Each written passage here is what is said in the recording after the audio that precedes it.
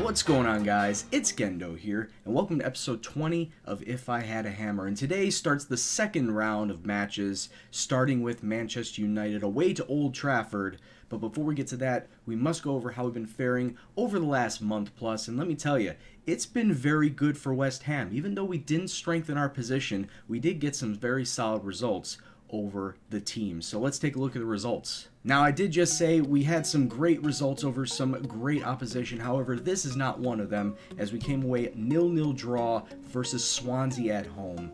And to be quite honest with you, the less said about this, the better. We only had 8 shots, 4 of them on target. The defense did hold stalwart to hold down Gylfi Sigurdsson and Andre Ayew. But other than that, just was a bad day overall for everybody involved. Poyampalo didn't have a lot of chances up front, and then the guys behind him, Zivkovic, Odegaard, and Driussi, couldn't take their chances either.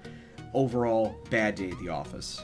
In the next match, we did sneak one by Watford as we came away with all 3 points at Vicarage Road. Dimitri Payet's goal, the only difference in the 26th minute. However, we only took 9 shots, 4 of them being on target compared to Watford's 20 and 8. They really battered us within the last 20 minutes, trying to break down our defense. And that's where most of their shots came from. But Jack Butland with the 8 saves definitely held us in the match. The defensive line, Flanagan, Burke, Hoban, and Cresswell, definitely keeping us in the match as well. None of them below a 7. And overall, a great result over a team that I felt we should have gotten a result over in the first place. They were sitting in 14th, and definitely good solid 3 points to help us stay in 8th. And then against bottom of the table Burnley, you figured we had to get a result here, and we delivered with a 2-0 victory away from home. Odegaard getting his first goal for the club, followed up by Christopher Samba, also first goal of the season for him just 2 minutes later. 16 shots, 5 on target, completely dominated and bossed the match. It was unfortunate Poyampalo didn't get a goal, but he did assist Odegaard's goal, so that really helped us out in the end. What more can I say? Overall, a great day from everybody involved. Jack Butland with an 8.4, even though he had to make 5 saves, his distribution was on point to help lead to the goal that was scored by Martin Odegaard. And then in a match which I very much agree will not be replicated again this season or the next, maybe even a few seasons down the line, we came away with a 2-2 draw against Arsenal. Jamie Vardy and Yol Poyampalo, the goal scorers. Arsenal had to sneak one back in the 87th minute to knot this match up by an Aaron Ramsey goal. Theo Walcott getting the Gunners' first goal in the second half, and that was one of 22 shots they took on us, 7 of them being on target. We were a little more clinical, 15 shots, 10 on target. Did have more possession, but overall in the day, I'll take a single point away from Arsenal whenever we can do it, because Arsenal are still near the top of the table, and any chance we can get to knock them off was a good day for us. We then followed that up with probably a little bit of an undeserved victory against Everton. We defeated them 2-0 at Goodison Park. Sven Bender getting himself sent off, getting 2 yellow cards in the space of a minute, arguing with the ref over a foul is never a good idea, and he saw himself hit the showers just before the hour mark. Jamie Vardy getting himself a brace, 1 in the 22nd minute, and then 1 in the 82nd after we were already dropped down to 10 men. Everton did take their chances towards the end, of course, after we had already lost a man. That's where a good portion of their 17 shots came from. However, none of them were able to find the back of the net. Jack Butland, very stalwart in the net. The defensive line holding solid. And overall, a good day, even though, like I said, it probably wasn't deserved after we had dropped down to 10 men. Right, so if you noticed in those 5 matches, we did not lose a single match. 3 wins, 2 draws, no losses. That helps keep us in 8th place. And I think we've been in 8th place for 9-10 weeks now. We haven't really strengthened our position upwards. However, Everton and all the teams behind us are starting to fall off the pace. Everton now 8 points behind us. But where we're sitting in 8th place, top of the table, Man City is only 5 points ahead of us. The race for European spots is on, and it's going to start at the beginning of the second half of the season. And I'd like to do that by getting a result over Manchester United, who are sitting 1 point back out of that top spot. And if we come away with a victory, we could possibly see ourselves up into 4th place. However unlikely that may be, we could see ourselves up into Champions League placement. Could it be done? Yeah, of course it could be done. But is it possible to maintain that? I don't know. Only time will tell. Let's get into today's match versus Manchester United at Old Trafford. Right, so this is the formation we're going to come out with against Manchester United. Yes, it's a little risky. Yes, it seems like we're going for it, but at this point in time, if we have a chance to push up into continental spots, why not try and go for it? We have 8th place locked down. Everton's not going to catch us for quite a while. So why not try and go for it? And this is the lineup we're going to have today. Sven Bender, of course, is suspended. Andrei Zivkovic picked up an injury in training. It was a gashed head. He's going to be out for the next week or so. So this is who we're going with. Butland and net. Flanagan, Hoban, Subotic, and Cresswell along the back line. Fellaini and Obiang will be sitting in the middle. Driussi and Payet will be in the winger spots. And Poyampalo and Vardy, the 2 strikers up front. I'm going with the 2-striker front for the first time in quite a while, just to see if the striker tandem can help confuse the back line of Manchester United. Nothing left to do here except cross fingers and pray that we come away with a result, so let's kick off and see what happens. Throw-in coming in for Manchester United. Domenico Berardi cleared away, and I'm surprised. Number 8, Driussi, didn't go after that. They're coming through. Baldy Keita with a shot. Butland with the save. Free kick, Juan Mata coming inside, cleared away, but Manchester United have been dominating this game, and it shows with that goal. That was only their 2nd shot taken, but 15 minutes in, Manchester United 1, West Ham 0. It really was a good goal, good setup. After the free kick, Mata getting it once again inside through a crowd of blue shirts. I'm surprised that we didn't get a block on it. Here we go, 24 minutes on. Obiang slipping it through to Poyampalo. Jamie Vardy skies it over the crossbar. What a chance for West Ham, and it goes begging. Cresswell with a throw in into Obiang. Back to Cresswell, and needs to get it into the box. He tries taking a shot, but De Gea making the save, and we get a corner kick out of it. Cresswell going far post to nobody in particular. So we reach halftime. It is 1-0 to Manchester United, not like last time where they got a fluke goal to get that 1 goal. This time it was a really nice strike, and they deserve to be in the lead. They have completely dominated this match. 6 shots, 3 of them on target. I believe we've only had 1 total, so things need to turn around in the second half. Show me something else, and let's take a look at the analytics.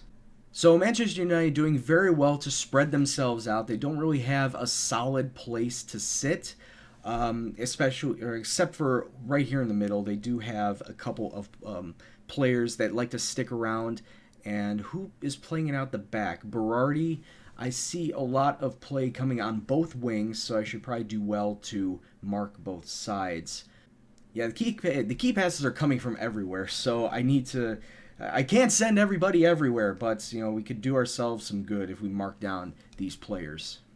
Just before the hour mark, and we are coming up with some sort of attack. Driussi out on the wing, being mugged by 2 Manchester United players. Obiang switching up to Flanagan. He can put in a cross. He does. Tries to find Driussi, but ultimately headed away, and Manchester United coming forth on a break. Daley Blind to Mata to Cavallero, who's in all caps. I don't know why that is. Lays it out back to Weidmer. Driussi putting in a good tackle, but Manchester United still with the ball. Cavallero with the all caps name takes a shot and saved by Butland. Daley Blind into Mata. They're doing very well with their attack. I'm surprised. Actually, I shouldn't be surprised. And it's cleared away. Poyampalo. Fellaini to... Oh, it's over the top. Oh, good. Butland's out. Free kick. Cresswell. Off the crossbar. Driussi puts it back in. And Driussi has knotted the match up. It's Manchester United 1, West Ham United 1 after 63 minutes. That was a great free kick from Cresswell off the crossbar. De Gea with the dive and couldn't get back up in time. Driussi, the first man there, taps in the open goal, and we're right back in it, boys.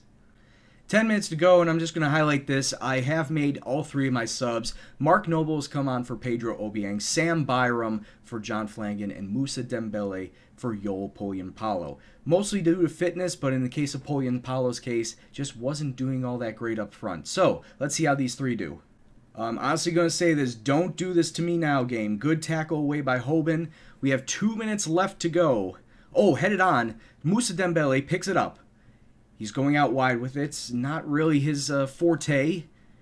He brings it back into Noble. Back out to Dembele. Is he going to lay in a cross or a pass? No, he does not. Hoban does do well to bring it back in. Headed on. Noble gets it to Dembele. He could take a shot. What a save from De Gea. We get a corner out of it, but we're threatening late. Mark Noble with the corner. What's he going to do with it? Tries to go near post, but ultimately headed away. We still have the ball. Fellaini lays it off to Byram. Byram out to Driussi. Driussi finds Vardy. Takes a shot. Oh, De Gea with another save. And 2 minutes of stoppage time has been put on the clock. We're not in the 90 yet. But late doors action against Manchester United. Corner. Noble. Tries to flick it on, but Fellaini picks it up. Has to go back out to Cresswell. Keeping it in their attacking half, keeping the attacking chances up. Payet tries to go inside, but he picks it back up. Payet, get it in. Oh, and it's cleared away. And that ends that attack. Don't let Manchester United hit us on a counter right now. They throw it over top of Juan Mata. Inside, good save from Butland. Playing it out the back rather dangerously. Subotic to Payet. Up to Vardy. We still have 90 seconds left to go in this match. Still 10 seconds, but I don't think anything is going to happen here. Vardy, though. Out to Payet. Payet. Oh, and the ref blows the whistle. We are on the attack. But a 1-1 draw at the Old Trafford against Manchester United. Not a bad result, even though we were pressuring them and got a couple of shots on De Gea in those last few minutes. I'll come away and I'll take a 1-1 draw versus Manchester United. So, not that bad. I mean, like I said, I would have liked to have come away with a victory. Both sides did very well in either half. So, coming away with a draw is probably for the best. And like I said, we are still in 8th place. That did nothing for us. Everton moving up, now 6 points back behind us. And yeah, if we would have won that, we would have jumped up into 5th place. So, not all is lost. There's still plenty of season left. We still have 18 matches to go. Let's take a look at who we're going to be facing next. So this is what the schedule's looking like as it shapes up. Aston Villa, we're going to be taking them on in just 2 days' time on the New Year's Day Rumble. But then right after that, we drew against Millwall. Fucking yeah! in the FA Cup 3rd round. We're going to be traveling to the Den, and hopefully we can get revenge on our fierce rivals as they knocked us out last season in the Capital One Cup. If you remember, same place, and I believe the final score was 2-1 Millwall. Hopefully we can turn that around in our favor and beat them and advance in the FA Cup. But taking a look ahead in the league, we also have Newcastle, Stoke, Cardiff, and I think we're going to be coming back right after the end of the transfer window. Southampton, February 3rd. Book it. So, until that time, I'd like to thank you all very much for watching. If y'all like what you saw, please hit the like button, subscribe if you're new, and you want to see more FM content on the channel.